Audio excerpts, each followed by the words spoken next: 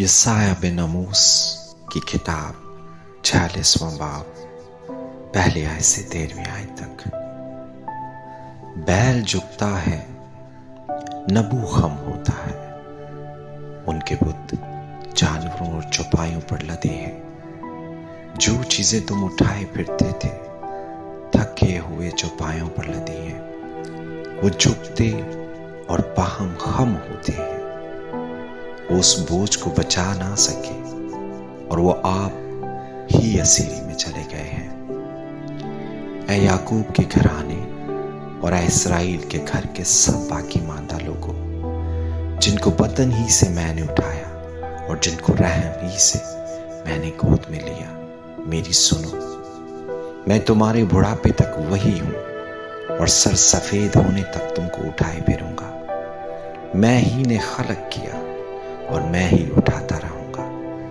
मैं ही लिए चलूंगा और रिहाई दूंगा। तुम मुझे किससे तशबीह दोगे और मुझे किसके बराबर ठहराओगे और मुझे किसकी मानित कहोगे, ताकि हम मुशाबे हों। जो थैली से बाअफराद सोना निकालते और चांदी को तराजू में तोलते हैं, वो सुनार को उजरत पर लगाते हैं और वो उससे एक बुत बनाता है।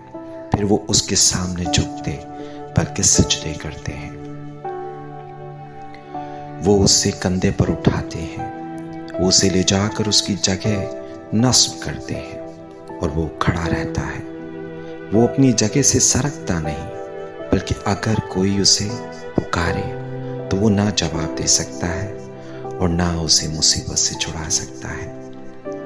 ऐ गुनहगारों, इसको याद रखो और मर्द बनो। इस पर फिर सोचो। पहली बातों को जो कदीम से है याद करो कि मैं खुदा हूं और कोई दूसरा नहीं। मैं खुदा हूं और मुझसा कोई नहीं, जो इब्तदा ही से अंजाम की खबर देता हूं और अयाम कदीम से वो बातें जो अब तक वकू में नहीं आई बताता हूं और कहता हूं कि मेरी मसलहत कायम रहेगी और मैं अपनी मर्जी बिल्कुल पूरी करूंगा।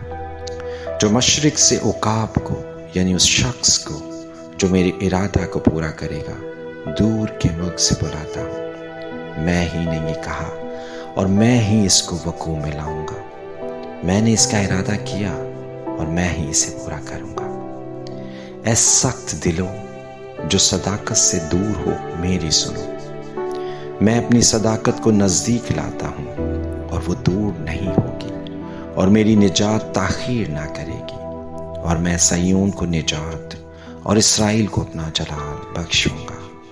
आमीन। मुकद्दस मत्ती की मार्फत इंजील 12वां बाब 9वीं आयत से 15वीं आयत तक। और वो वहां से चलकर उनके इबादत खाना में गया और देखो वहां एक आदमी था जिसका हाथ सूखा हुआ था। उन्होंने उस पर इल्जाम लगाने के इरादा से ये पूछा कि क्या सब्बत के दिन शिफा देना रवा है।